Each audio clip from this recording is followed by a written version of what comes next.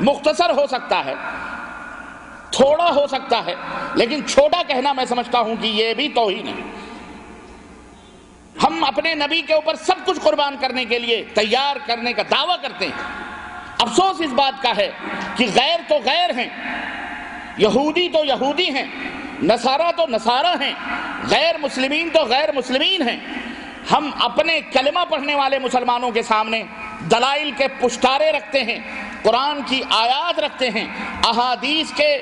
احادیث رسول صلی اللہ علیہ وسلم کے ڈھیر موتیاں بکھیر دیتے ہیں۔ آؤ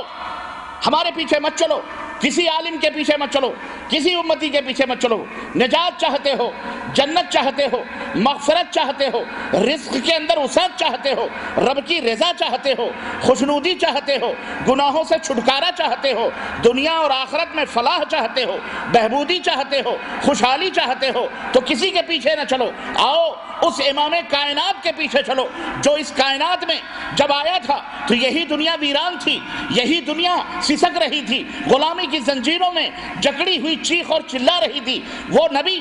کے آنے سے پہلے شرک و بدعات کا دورہ تھا، ظلمات تھے، تاریکیاں تھیں، اندھیرا تھا، لوگ ایک دوسرے کے خون کے پیاسے تھے، لوگ ایک دوسرے کو قتل کرتے تھے، ایک دوسرے کے مال کو غبن کرتے تھے، اللہ کی توحید کا مذاق اڑایا جاتا تھا، اللہ کی توحید کے چادروں کو تار تار کیا جاتا تھا۔ ایک معبود نہیں بلکہ وہ خانہ کعبہ جسے حضرت آدم علیہ السلام نے تعمیر کیا رب کے حکم سے، اور حضرت سیدنا عیسیٰ علیہ السلام تک، حضرت محمد الرسول اللہ صلی اللہ علیہ وسلم جو آخری نبی ہیں ان تک 360 خداؤں کا مرکز، معبودان باطلہ کا مرکز بنا ہوا تھا۔ اس نبی کے آنے سے پہلے نہ جانے کس قدر یہ دنیا ظلمتوں اور تاریکیوں کے اندر ٹامکٹویاں مار رہی تھی، پر اس نبی کے آنے کے بعد ساری ظلمتیں چھٹ گئیں، ساری تاریکیاں مٹ گئیں، سارے وہ خونخوار، سارے وہ درندے، سارے وہ ڈاکو، سارے وہ چور، سارے وہ بدماش، اللہ اکبر، اللہ نے وہ مقام عطا فرمایا، اس دامن رسالت سے چمٹ گئے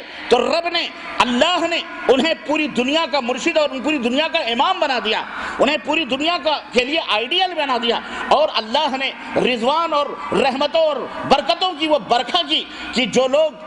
روٹی کے ٹکڑوں کے لیے ترس رہے تھے، اللہ ایک دن آیا جو کھجور کے چھلکے چاٹ رہے تھے، اس دنیا کے بادشاہ بن گئے، گورنر بن گئے، دنیا کے اوپر عامر اور ناہی بن گئے، حکم دینے والے بن گئے۔ اللہ نے وہ رفعتیں دنیا کے اندر بھی عطا فرمائیں اور آخرت کے اندر عطا فرمائیں۔ میری دعوت اس نبی کے پیچھے چلنے کے لیے ہے، اور میری آواز اسی نبی کے لیے ہے، میری پکار اسی نبی کے پیچھے چلنے کے لیے ہے۔ کہ لوگوں، اگر آج بھی تم عزت چاہتے ہو، رفعت چاہتے ہو، بلندی چاہتے ہو، تو اسی نبی کی اتباع اور پیروی کرو۔ کائنات میں کسی کے پیچھے چلنے سے تمہیں کوئی عزت نہیں مل سکتی، کوئی رفعت نہیں مل سکتی ہے تو امام کائنات، افضل الرسل، خاتم النبیین، سید العرب والعجم، حضرت محمد الرسول اللہ صلی اللہ علیہ وسلم کے پیچھے چلنے سے تمہیں ہر چیز کے اندر فلاح اور ہر چیز کے اندر کامیابی مل جائے گی۔ ہماری دعوت یہ ہے، ہماری دعوت یہ ہے، ہماری آواز یہ ہے، ہماری پکار یہ ہے، اور یہی اللہ رب العزت قرآن کریم کے اندر بھی کھول کر کے تفصیل کے ساتھ، تشریح کے ساتھ انہی باتوں کو پیغمبر اسلام حضرت محمد الرسول اللہ صلی اللہ علیہ وسلم نے بھی کھول کر کے واضح طور پر کہ میرے پیچھے چلو، میری اطاعت کرو، میری اتباع کرو، میرے اوپر ایمان لائے ہو تو میں جو کہہ رہا ہوں اس کو تسلیم کرو، میں جن سے منع کر رہا ہوں اس سے رک جاؤ، جہاں میں خاموش ہو جاؤں وہاں تم بھی خاموش ہو جاؤ، جہاں میں کھڑا ہو جاؤں وہاں تم بھی کھڑے ہو جاؤ، جہاں میں بیٹھ جاؤں وہیں تم بھی بیٹھ جاؤ، جو میں کرتا ہوں میرے پیچھے کرو، میری اتباع کرو، میری ٹرو کاپی کرو، میری اتباع کرو اور میرے پیچھے چلو، کامیاب ہو جاؤ گے۔ بتاؤ اس کے اندر کوئی لاگ لپیٹ والی بات ہے؟ آپ کے دماغوں میں، ذہنوں میں ایک بات ہوگی کہ سب لوگ یہی باتیں کہتے ہیں، سب لوگ یہی کہتے ہیں، امت کے اندر تفرقے ہوئے، امت کے اندر اختلافات ہوئے، امت کے اندر ٹکڑیاں ہوئیں، جماعتیں بنی، لوگ اپنے اپنے گروہوں کی طرف لوگوں کو دعوت دینے لگے، سب لوگ نبی صلی اللہ علیہ وسلم کا نام لیتے ہیں۔ آپ یہ مجھ سے سوال کر سکتے ہیں، آپ کون سی ایسی بات پیش کر رہے ہیں جو نہیں ہے؟ آپ کون سی ایسی دعوت دے رہے ہیں جو نہیں ہے؟ میں کہتا ہوں میرے عزیزوں، یہ کوئی نئی دعوت میں پیش نہیں کر رہا، حقیقت ہے میں کوئی نئی بات پیش نہیں کر رہا، لیکن ہماری دعوت میں اور دیگر گروہ اور دیگر جماعتوں کی دعوتوں میں جو فرق ہے بنیادی طور پر اور جوہری طور پر، منطقی طور پر، وہ بھی آپ کے سامنے میں واضح کر دینا مناسب سمجھتا ہوں، اسے بھی کھول کھول کر کے بیان کرنا میں ضروری سمجھتا ہوں، تاکہ آپ کے دماغوں میں شیطان نے جو وسوسے ڈالیں اور اس کے پنجوں میں جکڑ کر جو آپ سنت رسول کا ہم مذاق اڑاتے ہیں، مضحکہ اڑاتے ہیں، چاہے وہ بڑے ہوں یا چھوٹے ہوں، یاد رکھو ان کی سمجھ میں بھی یہ بات آ جانی چاہیے۔ کوئی بھی بنیادی فرق کیا ہے؟ دیکھو، اسلام کے اندر عقیدہ ہے، بنیادی چیز ہے، اسلام کے اندر عمل ہے، بنیادی، یہ بھی عقیدے کے بعد ہے۔ اس کے بعد اسلام کے جو نظام اور قوانین ہیں، وہ عائلی ہوں، سیاسی ہوں، معاشرتی ہوں، شادی بیاہ کے نظام ہوں، ملک چلانے کے نظام ہوں، جو کچھ بھی ہوں، سارے چیزیں۔ ہم یہ کہتے ہیں کہ اگر زبان سے آپ اقرار کرتے ہیں اور دل سے اگر آپ اس کا اظہار بھی کرتے ہیں، دل سے آپ یقین رکھتے ہیں، تو پھر عمل سے اس کا اظہار کیوں نہیں ہوتا؟ عمل سے اس کا اظہار کیوں نہیں ہوتا؟ نمبر ایک۔ نمبر دو، بنیادی چیز عقیدہ ہے۔ عقیدہ صحیح ہونا چاہیے، مضبوط ہونا چاہیے، صاف اور ستھرا ہونا چاہیے۔ عقیدے کے اندر کسی قسم کی کچی نہ ہو، عقیدے کے اندر کسی قسم کی گندگی نہ ہو، عقیدے کے اندر کسی قسم کی نرمی نہ ہو، ٹھوس ہو، مضبوط ہو، پختہ ہو۔ اب سوال یہ پیدا ہوتا ہے، یہ عقیدہ ٹھوس کیسے ہوگا، مضبوط کیسے ہوگا، صحیح کیسے ہوگا؟ لا محالہ آپ کے دماغوں میں وہی بات آئے گی کہ جو عقیدہ حضرت محمد الرسول اللہ صلی اللہ علیہ وسلم نے بتلایا ہے، وہی عقیدہ ٹھوس ہے، وہی عقیدہ مضبوط ہے، اور انہی کی بات سب سے پختہ ہے۔ پوری انسانیت کو یہ دعوت دی جا رہی ہے کہ تم جو بھی عقیدہ رکھ رہے ہو، اللہ کے بارے میں، رسول کے بارے میں، قرآن کے بارے میں، آخرت کے بارے میں، تقدیر کے بارے میں، کتاب کے بارے میں، رسولوں کے بارے میں، جو بھی عقیدے سے متعلق چیزیں، ان تمام چیزوں کو اللہ اور اس کے رسول کی باتوں پر پیش کرو، قرآن اور حدیث پر پیش کرو۔ اگر قرآن اور حدیث میں وہ عقیدہ ملتا ہے تو لے لو، نہیں ملتا ہے تو چھوڑ دو۔ واللہ بالکل سیدھی سی بات ہے، کوئی بہت بڑی بات نہیں ہے۔ اب آپ سوچتے ہوں گے کہ جناب علی ٹھیک ہے، یہاں پر بھی لوگ گھپلے کرتے ہیں، پیش نہیں کرتے۔ ہم کہتے ہیں پیش کرو، وہ عقیدہ نہ رکھو جو عقیدہ کسی امتی نے بیان کیا ہے۔ عقیدہ وہی ٹھوس اور مضبوط ہو سکتا ہے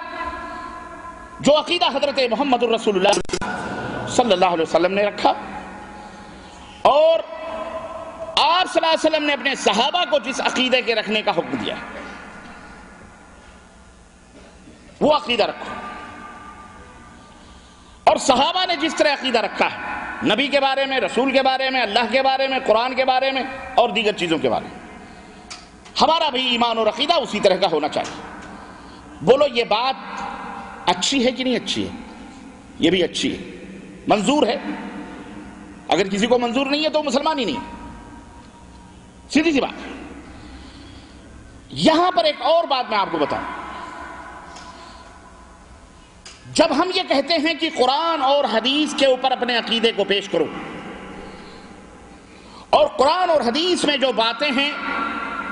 جس طرح کا عقیدہ بیان کیا گیا ہے، اس طرح کے عقیدے کو اپناؤ، اس طرح کے اعمال کو اپناؤ، اس طرح کے اخلاق کو اپناؤ، اس طرح کی سیاست کو اپناؤ، اس طرح معاشرت کو اپناؤ، اس طرح اپنی پوری زندگی کو نبی کریم صلی اللہ علیہ وسلم کی سنت کا مجموعہ بناؤ۔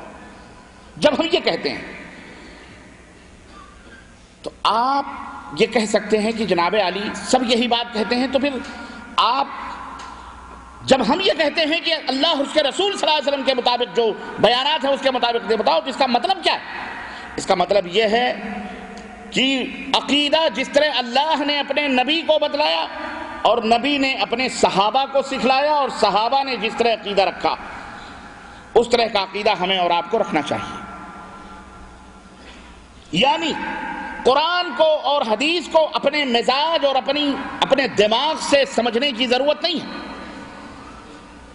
بلکہ قرآن اور حدیث کے جو اولی مخاطب تھے، قلب اطہر پر اللہ کی وحی کا نزول ہوتا تھا، جبریل امین کلام اللہ لاتے تھے، اللہ کے رسول کو اللہ کا پیغام پہنچاتے تھے، اور اللہ کے رسول اپنے صحابہ کو اسی طرح جس طرح اللہ نے وہ پیغام دیا ہے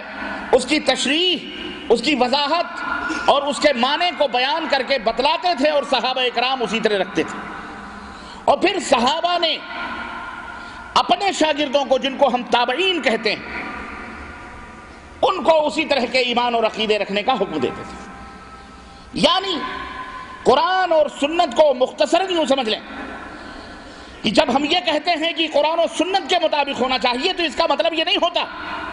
اور استغفر اللہ، 1000 بار استغفر اللہ، کہ ہم اپنے مزاج اور طبیعت سے قرآن کی جس آیت سے چاہیں اپنا عقیدہ بنا لیں،